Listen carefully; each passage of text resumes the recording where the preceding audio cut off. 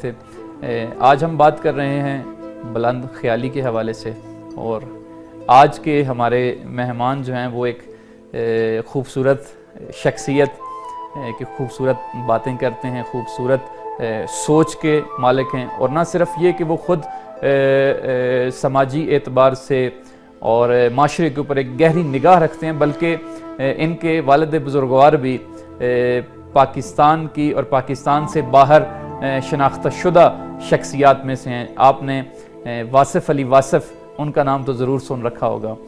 بہت سے اقوال، بہت سے فرمودات جو آج کل زبان زد عام ہیں، اور بہت سے وہ موضوعات کہ جو عام لوگ نہیں چھیڑتے ہیں، واصف علی واصف نے اپنی گفتگوؤں کے اندر، اپنی کتابوں کے اندر ان کا ضرور ذکر کیا، اور ان کے بعد ان کے فرزند، ان کے صاحبزادے جناب کاشف محمود صاحب، انہوں نے بھی اسی راستے کو جاری رکھا، اور ایک بہت علمی، ادبی اور تحقیقی شخصیت ہیں آپ۔ آج ہم نے ان کو زحمت دی ہے اور آج ہمارے پروگرام میں وہ تشریف لائیں۔ آئیے ان سے بات کرتے ہیں۔ السلام علیکم۔ جی وعلیکم السلام۔ جناب صاحبزادہ کاشف محمود صاحب، آپ کو پروگرام نسیم زندگی میں خوش آمدید کہتے ہیں، اور بہت شکریہ ادا کرتے ہیں کہ آپ نے اپنے قیمتی اوقات میں سے ہمارے پروگرام کے لیے وقت نکالا اور یہاں پہ آج پروگرام میں حاضر ہوئے۔ جی میں شکر گزار ہوں جی بہت آپ کا۔ ہم آج بات کر رہے ہیں بلند خیالی کے حوالے سے، اور میں چاہوں گا کہ بلند خیالی کے مفہوم کے حوالے سے ہی اپنی بات کو ہم آغاز کریں کہ بلند خیالی کا مفہوم جو ہے وہ مثبت منفی پہلوؤں کے اندر یا معاشرے کے اندر جو اصطلاحی طور پہ رائج ہے، کس طرح اس کو آپ بیان کریں گے؟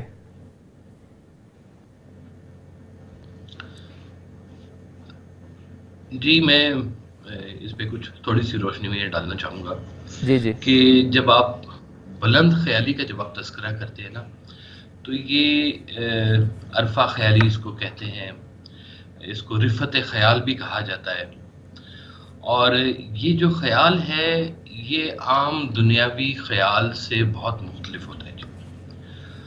ہم لوگ دیکھتے ہیں کہ انسان ایک پروسیس میں سے گزرتا ہے کہ اللہ تعالیٰ نے ہر انسان کو ایک مزاج کے ساتھ پیدا کیا، اور وہ مزاج جو ہے وہ مزاج ایک خیال پیدا کرتا ہے۔ اس خیال میں سے پھر انسان کچھ خیال فلٹر کرتا ہے، اور وہ ان میں سے کچھ خیال جو ہیں وہ عمل میں آ جاتے ہیں۔ اب جو عمل میں آتے ہیں وہ پھر ایک نتیجہ پیدا کرتے ہیں۔ وہ نتیجہ جو ہے اس خیال کو ظاہر کر رہا ہوتا ہے کہ یہ خیال جو تھا یہ منفی خیال تھا، یہ مثبت خیال تھا۔ اب جتنے بھی منفی خیالات جو ہیں وہ عرفہ خیالی میں نہیں آتے۔ یوں کہہ لیجئے کہ عرفہ خیالی جو ہے یا بلند خیالی جو ہے یہ پستی حیات میں اس کا نزول ہی نہیں ہوتا۔ اب پستی کے حیات سے میرا جو کہنے کی مراد ہے وہ یہ ہے کہ حیات بھی اپنی اپنی جگہ پر بہت ایک معنی رکھتی ہے، کہ پستی انسان کی پستی جو ہے اور انسان کی بلندی جو ہے وہ ہمیں جو بتایا گیا ہے کہ پست انسان وہ ہے جو کنجوس ہے، جو ایثار کرنا نہیں جانتا۔ پست خیال وہ ہے جو گناہوں میں مبتلا ہے، جو پاک جگہ کے ساتھ جس کے تعلقات نہیں ہوتے، ناپاکی ہوتی ہے، جھوٹ ہوتا ہے، گناہ ہوتی ہے، لرزش ہوتی ہے، یہ ان جگہوں پر پاک خیال، ناپاک جگہ پر پاک خیال نہیں آتا۔ اور جو عرفہ خیالی، بلند خیالی ہے، یہ ہمیشہ پاکیزہ اور طہارت والی جگہ پر آتی ہے۔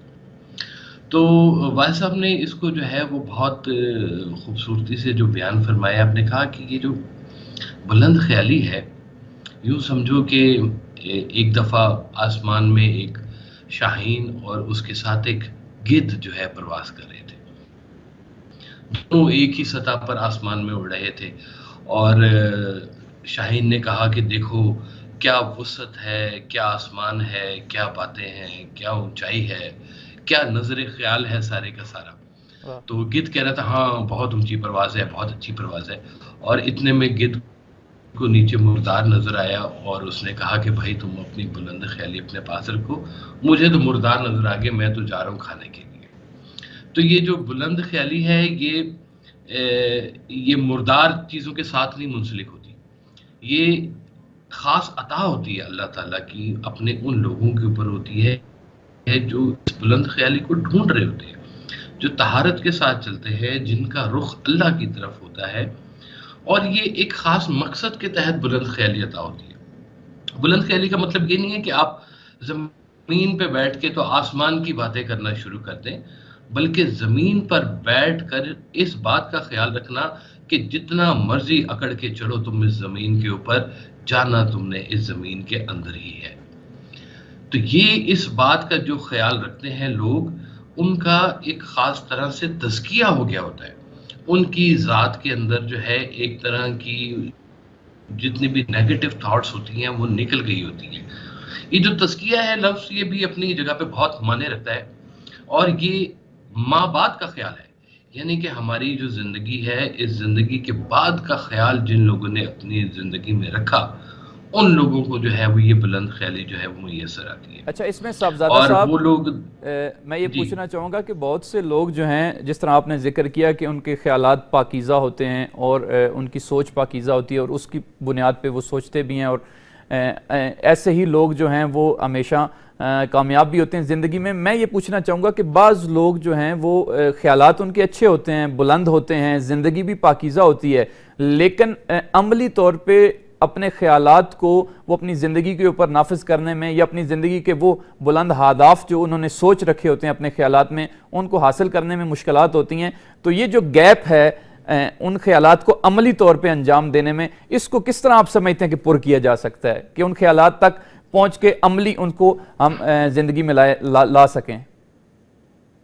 دیکھیں جی، یہی تو ایک خوبصورت بات ہے کہ اگر آپ کا خیال نیک ہے تو خیال کو ہی جو ہے وہ انعام ملنا شروع ہو جائے گا، اور برائی جو ہے وہ جب تک عمل میں نہ آئے تب تک وہ برائی کہلاتی نہیں ہے. یعنی کہ خیال کی برائی برائی نہیں کہلائے گی یا عمل میں جب تک نہ آئے. لیکن نیک خیال جو ہے، یہ بڑا خیال جو ہے، یہ اگر آپ کے ذہن میں بھی آ گیا ہے اور پرورش پانا شروع ہو گیا ہے، ایسا خیال جس سے آپ لوگوں کے لیے منفعت بخش ہو جائے، ایسا خیال جس سے آپ لوگوں کے لیے بے ضرر ہو جائے، یہ خیال اپنے اندر ہی اتنی طاقت رکھتا ہے کہ سب سے پہلا جو اس کا مقصد ہے کہ یہ خیال کے آتے ہی آپ کے جو وہ ثواب کا جو سلسلہ ہے یا وہ جو نیکی کا سلسلہ ہے وہ شروع ہو جاتا ہے. اب جب وہ عمل میں آئے گا تو وہ ظاہر سی بات ہے اپنا ایک پورا امپیکٹ رکھے گا. کہتے ہیں کہ جو بلند خیالی جو ہے نا جی، یہ عطا ہی اس کو ہوتی ہے جو اس کو بانٹے. جو بانٹ نہیں سکتا اس کو بلند خیالی ملتی ہی نہیں ہے. کیا خوبصورت بات ہے. اس میں سرکار وائس صاحب نے جو ہے وہ ایک بڑی خوبصورت ایک مثال دی ہے. آپ نے کہا کہ سورج ہے، جی جی، سورج اگر روشنی دینا منع کر دے گا تو اس کو سورج کون کہے گا؟ بے شک. تو یہ ایک انسان جو بلند خیال انسان ہوتا ہے وہ ایک سورج کی مانند ہو جاتا ہے، اور وہ تمام کائنات کے لوگوں کو جو اس کے پاس آتا ہے اس سے فیضیاب ہوتا ہے. وہ بھوکوں کو کھانا کھلاتا ہے، وہ مدد کرتا ہے، وہ خیال کی طاقت سے لوگوں کے مسئلے حل کرتا ہے. وہ ہر طرح سے معاشرے کے لیے ایک مفید شخصیت کے طور پہ سامنے آتا ہے. اس سے لوگوں کو گزند نہیں پہنچتی، اس سے لوگوں کو نقصان نہیں ہوتا. وہ لوگوں کے لیے بہت پائیدار اور لوگوں کے لیے فائدہ مند شخصیت کے طور پہ سامنے آیا جاتا ہے. یہی تو اس کا ایک کمال ہوتا ہے کہ وہ عام طور پر چھپا ہوا ہوتا ہے، سادہ ہوتا ہے. اس کا تعلق امیری غریبی سے نہیں ہے بلند خیالی کا. اس کا تعلق جو ہے وہ آپ کا نیک لوگوں کے ساتھ رہنا، اٹھنا بیٹھنا، ان کی تربیت میں آنا، یہ بہت ضروری ہوتا ہے کہ وہ آپ کو بلند خیالی عطا کرے.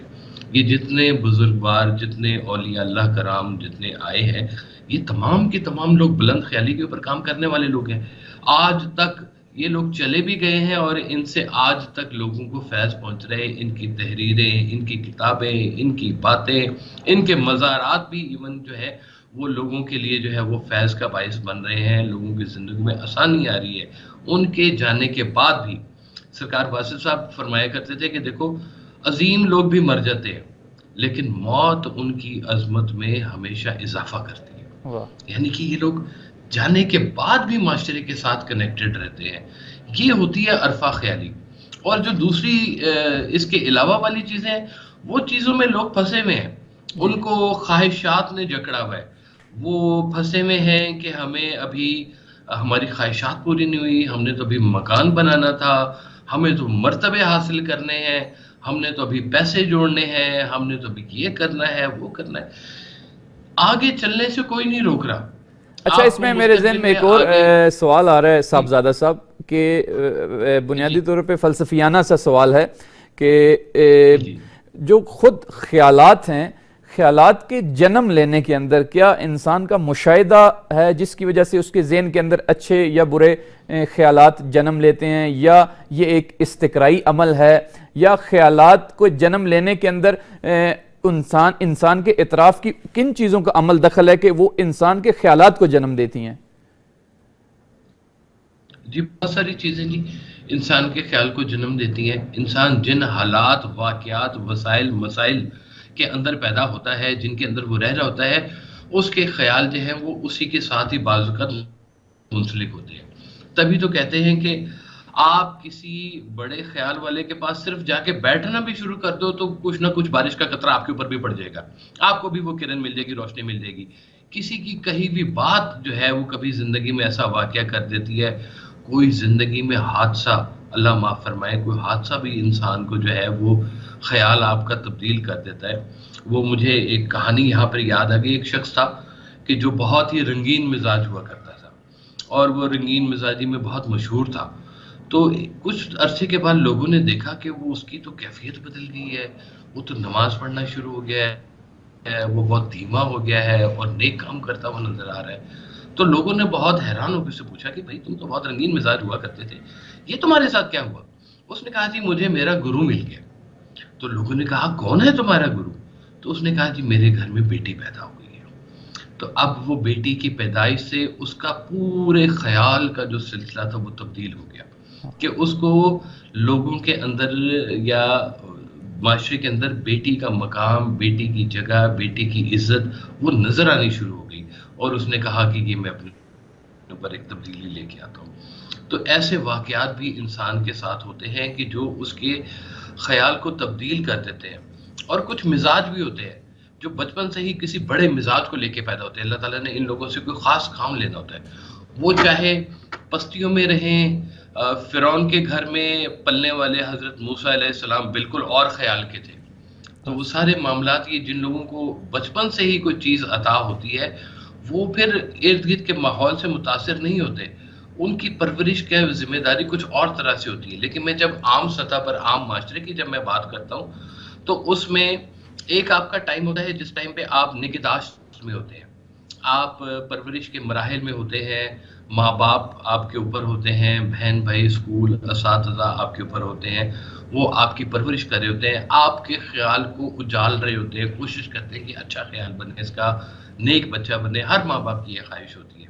لیکن پھر ایک ٹائم آتا ہے کہ جب آپ کا خیال ادھر ادھر غور کرنا شروع کرتا ہے، آپ کو منفی چیزیں بھی نظر آتی ہیں، آپ کو مثبت چیزیں بھی نظر آتی ہیں، تب یہ وہ جگہ ہوتی ہے جہاں پر آپ کا تزکیہ، آپ کے ارد گرد کے لوگ، آپ کے بزرگوار کہتے ہیں کہ اگر کبھی سوال پھنسا ہوا ہو اور کمرہ امتحان میں آپ کو استاد کا چہرہ یاد آ جائے تو سوال حل ہو جاتا ہے۔ تو یہ بھی ایک تاثیر ہوتی ہے والدین کی، بزرگوں کی، کہ وہ آپ کو جو ہے وہ برے خیال کو عمل میں لانے سے روک دیتی ہے۔ جی بہت کہ بہت ہمارے شکریہ بزرگ بھی صاحبزادہ دیکھیں گے تو کیا کہیں گے۔ کاشف صاحب آپ کا، کہ آپ نے اپنے قیمتی اوقات میں سے وقت نکالا ہمارے پروگرام کے لیے، اور خواہش کرتے ہیں کہ آئندہ بھی انشاءاللہ آپ ہمارے پروگرام میں شریک ہوتے رہیں گے۔ اپنا ڈھیر سارا خیال رکھیے گا، خدا حافظ۔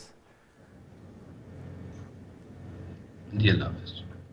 جی ناظرین، صاحبزادہ کاشف محمود جو کہ واصف علی واصف ایک معروف رائٹر ہیں، ان کے فرزند تھے، اور آپ خود بھی، صاحبزادہ صاحب بھی ایک خاص نظر رکھتے ہیں اور علمی تحقیقی میدان میں ان کا ایک نام ہے۔ آج ہمارے ساتھ موجود تھے اور بلند خیالی کے حوالے سے وہ بات کر رہے تھے، مختلف زاویہ نگاہ سے۔ آپ نے وہ الف لیلہ کے قصے میں بغداد کے بوڑھے حمال کا واقعہ تو ضرور پڑھا ہوگا۔ واقعہ کچھ یوں ہے کہ بغداد کا یہ بوڑھا حمال شیشے کے برتن بیچتا تھا، اور اس نے شیشے کے برتنوں کی ٹوکری اپنے سر کے اوپر رکھی ہوئی، اور جا رہا تھا تو ندی کے کنارے یہ ایک درخت کے سائے میں بیٹھ گیا اور ٹوکری اس نے اپنے قریب رکھی اور نیم دراز ہو کے بلکہ لیٹ گیا، اور تاکہ وہاں پہ سستا سکے، تھوڑا سا آرام کر لے۔ تو باتوں ہی باتوں میں، خیالوں ہی خیالوں میں اس نے کیا کیا کہ سوچنے لگ پڑا، کہتا ہے کہ یہ جو شیشے کے برتن ہیں ان کو میں بیچوں گا تو میرے پاس جو ہیں وہ پیسے آ جائیں گے، جب میرے پاس پیسے آئیں گے تو میں ان پیسوں سے 2 بکریاں خرید لوں گا، اور جب 2 بکریاں خریدوں گا تو کچھ عرصے کے بعد وہ بکریاں جو ہیں وہ بچے دیں گی، جوڑا جوڑا بچے دیں گی، تو میرا ریوڑ جو ہے وہ بڑھ جائے گا۔ جب میرا ریوڑ آہستہ آہستہ بڑھ جائے گا تو میں ان کی تجارت شروع کر دوں گا، جب میں ان کی تجارت شروع کر دوں گا تو میں ایک بڑا تاجر بن جاؤں گا اور امیر آدمی بن جاؤں گا، جب میں امیر آدمی بن جاؤں گا تو پھر میں ایک بڑا محل اپنے لیے خریدوں گا اور میرا نام ہوگا پورے اس ملک کے اندر، اور باقی بھی جو مملکت میں تجارت ہوتی ہے وہاں بھی آنا جانا ہوگا۔ جب میں اتنا بڑا آدمی بن جاؤں گا تو بادشاہ اپنی بیٹی کا رشتہ جو ہے نا وہ مجھ سے کرنے کے لیے میرے پاس قاصد کو بھیجے گا اور مجھ سے تقاضا کرے گا کہ میں اس کی بیٹی کے ساتھ شادی کروں۔ جب میں بادشاہ کی بیٹی سے شادی کر لوں گا تو ایک دن جو ہے وہ میں بادشاہ کی بیٹی سے، یعنی جو اس کی زوجہ اس وقت ہوگی، اس سے ناراض ہو جاؤں گا۔ جب میں اس سے ناراض ہو جاؤں گا تو وہ مجھے منانے کے لیے میرے پاؤں کے اوپر اپنا سر رکھ دے گی اور مجھے راضی کرے گی، اور جب وہ مجھے راضی کرے گی تو میں اس سے نہیں مانوں گا اور بلکہ اپنے پاؤں کے ذریعے اس کو ٹھوکر ماروں گا۔ جب میں اس کو ٹھوکر ماروں گا تو وہ ٹھوکر پتہ نہیں بادشاہ کی بیٹی کو لگے یا نہ لگے، لیکن اس کی ٹھوکر اس کے شیشے کے برتن والی جو ٹوکری تھی اس کو ضرور لگی، اور وہ اس کا ٹوکرا جو تھا برتنوں سمیت ساتھ ہی جو ندی تھی اس کے اندر بہہ جاتا ہے۔